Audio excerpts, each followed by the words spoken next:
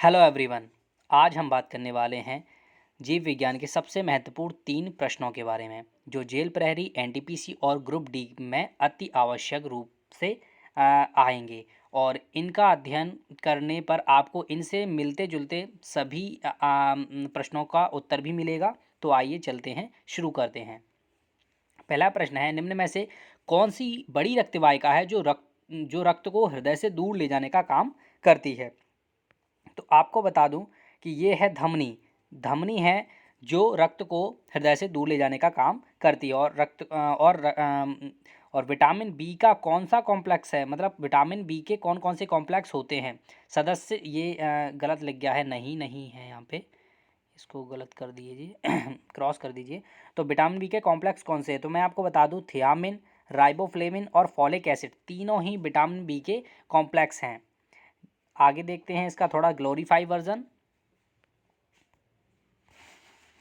धमनी।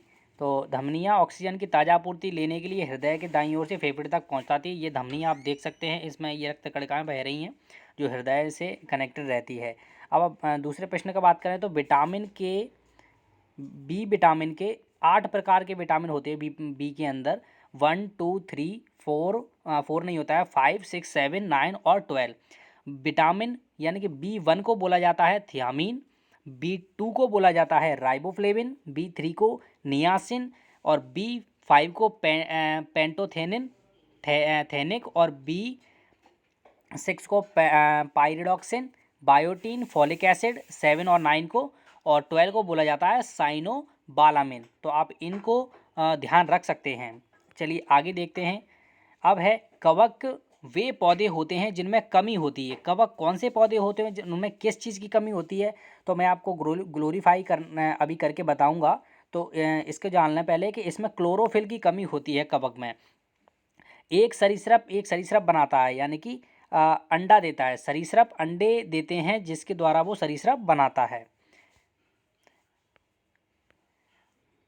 कवक, ये कवक है, ये मशरूम है, मशरूम कवक होता है। इनमें क्या होता है, कवक में क्लोरोफिल की कमी होती है, जो प्रकाश संश्लेषण में भाग नहीं ले पाते हैं। क्योंकि कवक का आपको प्रक्रिया बता दूं कि ये दूसरे पौधे पर निर्भर रहते हैं अपने भोजन के लिए। और सरीसृप का कठोर त्वचा के होते हैं और सरीसृप अंडे देते हैं। वे जानवर जो ठंडे खून वाले होते हैं, वे शरीर के तापमान को स्वचालित रूप से नहीं बनाए रखते। वे अपने शरीर को गर्म रखने के लिए अपने अंडों को धूप में सेकते हैं, धूप में गर्म करने का काम करते हैं।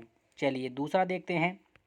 पांचवा क्वेश्चन है, किस रक्त वाहिकाओं में छोटा व्यास होता है? तो कौन सी रक्त वाहिका होती है जिसमें ब्लड के कणस आते हैं, जो सबसे छोटी होती है, जिसका व्यास जो होता है वो सबसे कम होता है? तो वो है केशिका।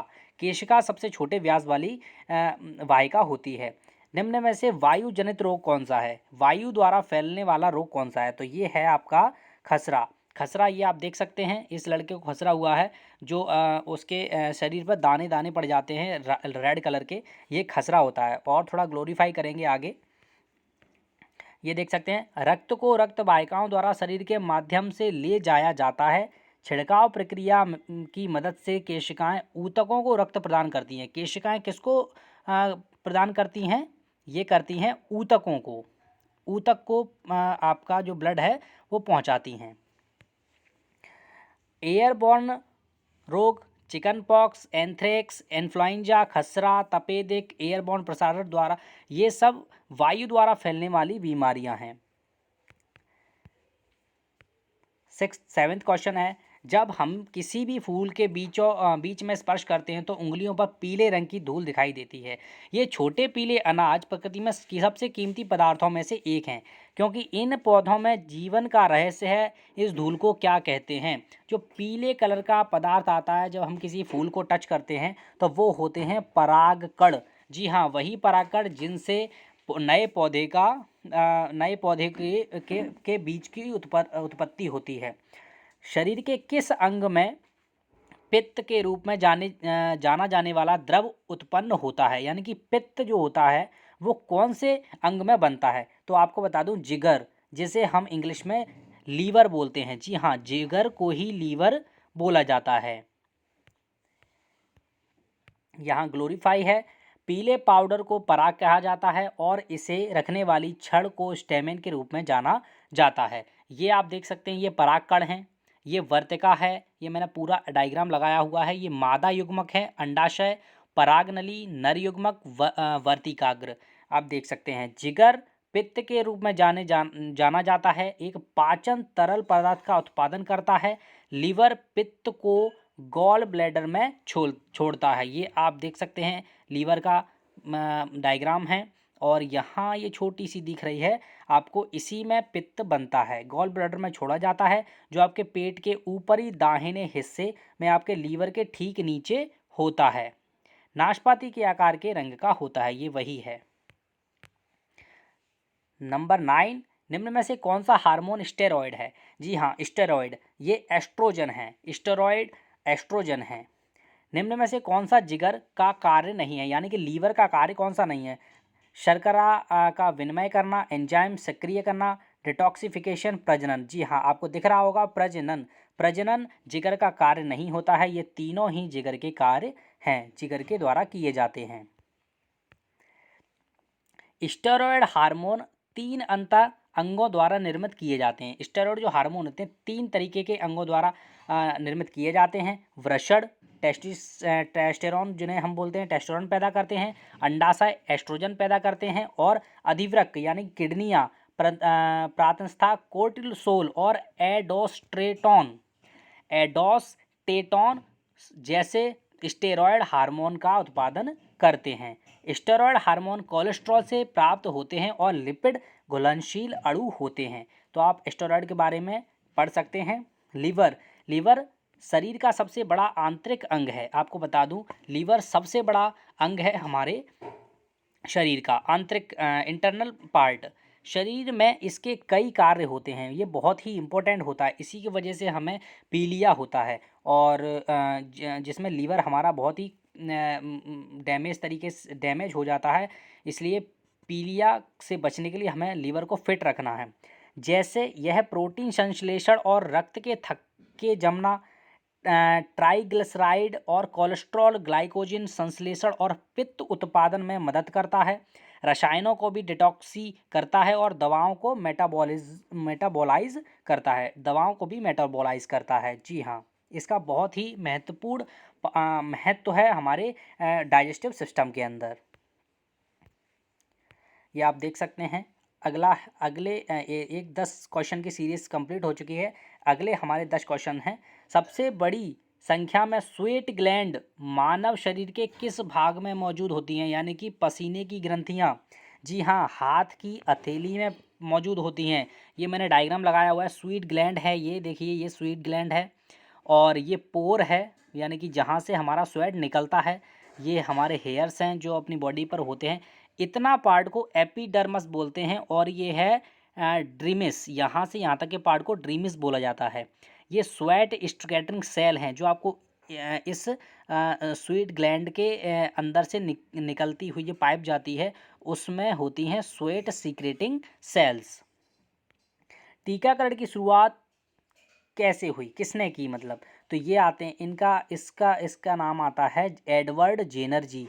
एडवर्ड जेनर जी ने सबसे पहली वैक्सीन बनाई थी, वो थी 17 मई को। एडवर्ड जेनर ने ऑन दिस डे 1749 में एडवर्ड जेनर ने एक इम्यूनोलॉजी, यानी वैक्सीन क्या होती है हमारे शरीर के अंदर इम्यूनिटी को थोड़ा पावर देने के लिए लगाई जाती है।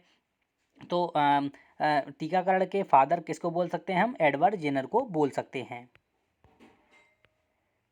प्रोटीन से बने होते हैं, क्या बने होते हैं? प्रोटीन से एमिनो एसिड बने होते हैं। आपको बता दूं कि प्रोटीन भी शरीर के अंदर टूटता है, पार्ट्स में टूटता है। वो किस में टूटता है? अमीनो एसिड में। प्रोटीन का सूक्ष्मतम पार्ट बोल सकते हैं, प्रोटीन का सूक्ष्मतम पार्ट अमीनो एसिड होता है। ये अमीनो एसिड का ही आपको स्ट्रक्चर दिया गया है, जिसमें एक कार्बन से नाइट्रोजन, हाइड्रोजन और डबल कार्बन, ये कार्बोक्सी ग्रुप है, ये साइड चेन है और ये अमीनो ग्रुप है। लीवर, दूध, अंडे की जर्दी, मछली के जिगर के तेल के स्रोत का उल्लेख करें, तो वो है आपका विटामिन डी। और इन किन चीज़ों से मिलता है हमें? ये मछली से, अंडे से, और मछली के जिगर के तेल से, लीवर से, है ना? और सबसे अच्छा सोर्स होता है इसका सन। जी हाँ, सन सबसे बेहतरीन सोर्स है। हमारा शरीर की जो स्किन है, हमारे शरीर की त्वचा है, जो शरीर की रोशनी से विटामिन डी का उत्पादन करती है। अगला प्रश्न है, वैज्ञानिक और उनके कार्य क्षेत्र और निम्नलिखित में से कौन सा नाम सही रूप से मेल खाता है? तो सही ऑप्शन चुनना है डीएनए। डीएनए डबल हेलिक्स वाला डीएनए आपने देखा होगा, इस तरीके से होता है कुछ, और उसमें ऐसे ऐसे पार्ट्स बने होते हैं, इस तरीके से सॉरी जुड़े हुए होते हैं, ये डबल हेलिक्स होता है। क्रिक जे वाटसन इन्होंने इसकी खोज की थी। जी हाँ, बिल्कुल यही सही आंसर है आपका। क्रिक जे वाटसन डीएनए डबल हेलिक्स के निर्माता हैं। पौधों और जानवरों को आधुनिकीकरण एक वर्ग प्रक्रिया पर आधारित हार्वे द्वारा नहीं है, बैक्टीरिया लियनेस नहीं है, ये तीनों ही गलत है। दिल बना होता है, दिल क्या दिल से बना होता है? दिल किससे बना होता है? हृदय की मांसपेशियों से बना होता है। हरगोविंद खुराना ने क्या शोध किया था? आनुवांशिक कोड को समझाना। हरगोविंद खुराना ने आनुवांशिक कोड को समझाया था। मानव को मारने वाले कोरोना वायरस का नाम बताइए।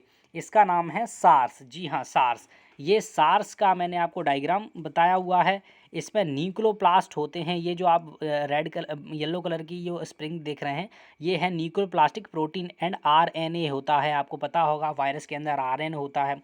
ये मेम्ब्रेन प्रोटीन है, इसी की वजह से इसको ऊर्जा मिलती है। और ये इन्वेलोप प्रोटीन है जो इसको शील्ड बना हुआ है। और ये स्पोक्स हैं जो सबसे बेहतरीन काम करते हैं इसके नष्ट ना होने में। ये सार्स कोविड 2 है। और हमारे आपको एक और प्रश्न का आंसर दे देता हूँ। कोविड-19 यानी कि जो अभी कोविड-19 चल रहा है, उसका नाम कोविड-19 क्यों रखा गया है? 19 इसलिए रखा गया है क्योंकि ये 2019 में आया है, इसलिए इसको कोविड-19 बोला जाता है। वैसे कोव तो इसका एक जेनेटिक नेम है। प्रोटीन के शरीर के किस अंग में पाचन शुरू होता है? प्रोटीन जो होता है हमारे शरीर में कई तरीके के पाए जाते हैं भोजन में, जिसमें एक प्रोटीन होता है। प्रोटीन का पाचन कहाँ शुरू होता है? वो होता है हमारे पेट में। जी हाँ, कार्बोहाइड्रेट का पाचन तो हमारे मुख से ही स्टार्ट हो जाता है। माउथ में ही कार्बोहाइड्रेट का पाचन होने लगता है, शर्करा का यानी कि शुगर का, जो कार्बोहाइड्रेट में पाई जाती है। उस अम्ल का नाम बताइए जो पेट में स्रावित होता है। पेट में स्रावित कौन सा होता है? HCl। जी हाँ, HCl हाइड्रोक्लोरिक अम्ल, जिसे हम बाहरी भाषा में इसे खतरनाक मानते हैं, लेकिन पेट के अंदर भी हाइड्रोक्लोरिक अम्ल बनता है। ज़ीरोपैथालमिया को रोकने के लिए किस विटामिन की आवश्यकता होती है? तो ये है आपका विटामिन ए की आवश्यकता होती है। श्वेत रक्त कणिकाओं को लोकप्रिय रूप से शरीर के सैनिक क्यों कहा जाता है? जी, शरीर की रक्षा करती हैं, बाहर से आने वाली किसी भी बीमारियों के अणुओं से ये हमारी बीमारियों को, वायरस और बैक्टीरिया से हमारे शरीर को नुकसान पहुंचाने से सहायता करती है। और जो श्वेत रक्त कणिकाएं होती हैं वो ये उनके प्रकार है लिम्फोसाइट, मोनोसाइट, एसिनोफिल, बेसोफिल और न्यूट्रोफिल। हेपेटाइटिस एक बीमारी के लिए एक सामान्य शब्द जो निम्न कारणों से है। ये होता है आपका वायरस से। हेपेटाइटिस वायरस से होता है। हेपेटाइटिस जो है एक वायरल लीवर इन्फेक्शन है, इससे लीवर को अफेक्ट होता है और ये प्रिवेंटेबल है। वैक्सीन के द्वारा इसको किया जाता है। इंडाइजेस्टेड, इसमें पाचन क्रिया में हमारी दिक्कत हो जाती है। और इसके सिम्टम्स होते हैं पीलिया, पेट में दर्द, और ये डायरेक्ट कांटेक्ट किसी संपर्क में आने से फैलता है, बहुत ज़्यादा जंक फूड खाने से और गंदा पानी पीने से ये होता है। निम्नलिखित में से कौन कार्बोहाइड्रेट का उदाहरण नहीं है? ग्लाइसिन, माल्टोज, फ्रक्टोज और ग्लाइकोजन, ये सब कार्बोहाइड्रेट के पार्ट्स हैं। निम्नलिखित में से कौन सा सही ढंग से मेल नहीं खाता? तो हीमोग्लोबिन, त्वचा, जी नहीं। हीमोग्लोबिन ब्लड से संबंधित होता है, हीमोग्लोबिन का संबंध ब्लड से होता है। विटामिन सी स्कर्वी, बिल्कुल सही है। कार्बोहाइड्रेट आलू में पाया जाता है, बिल्कुल सही है। फैट मक्खन में मिलता है, बिल्कुल सही है। कौन सा संचारी रोग है? जी हाँ, संचारी का मतलब होता है जो फैलता है, हवा के थ्रू फैलता है, संचार होता है उसका, यानी कि वो होता है हमारा खसरा। जी हाँ, खसरा। निम्नलिखित में से कौन सा सही ढंग से मेल नहीं खाता? क्षय रोग फेफड़े, सही है। फाइलीरिया लिम्फ नोड्स, ये भी सही है। तीसरा गलत है, इंसेफेलाइड हर्ट, इंसेफेलाइड हर्ट नहीं होता है। ल्यूकेमिया रक्त कोशिकाएं, ये भी सही है, ल्यूकेमिया होता है रक्त कोशिकाओं। और निम्नलिखित में से किसमें प्रति ग्राम प्रोटीन की मात्रा सबसे अधिक है? सबसे ज़्यादा प्रोटीन पाया जाता है, जी हाँ बिल्कुल, पाया जाता है सोयाबीन के अंदर प्रोटीन। इसमें अमीनो एसिड, साइटोकेमिकल, एंटीऑक्सीडेंट, आइसोफ्लेवेंस और स्पोनिन्स, ये इतने पाए जाते हैं इसके अंदर। बहुत ही फ़ायदेमंद होता है सोयाबीन, इसको हमें ज़रूर ही खाना चाहिए। प्रोटीन के रूप में अल्फ़ा कैरोटीन निम्नलिखित में से किस में है? अल्फ़ा कैरोटीन पाया जाता है आपका रक्त में नहीं, अंडे नहीं, ऊन में पाया जाता है अल्फ़ा कैरोटीन। अल्फ़ा कैरोटीन ऊन में पाया जाता है, भेड़ की ऊन में। मशरूम हो सकते हैं, मशरूम क्या है? विभिन्न प्रकार की फफूंद, जी बिल्कुल फफूंद ही होता है। मांसल फंगल के फंगिंग बॉडी, बिल्कुल फंगस ही होता है। छोटे शेड और भूखंडों में उगना, बिल्कुल छोटे शेड और भूखंडों में उगता है, यानी कि उपरोक्त सभी। इसका आंसर उपरोक्त सभी है। मशरूम क्या है? एक कवक है। मशरूम क्या है? एक कवक है। Thank you. चैनल को सब्सक्राइब करिएगा और लाइक करिएगा। Thank you very much.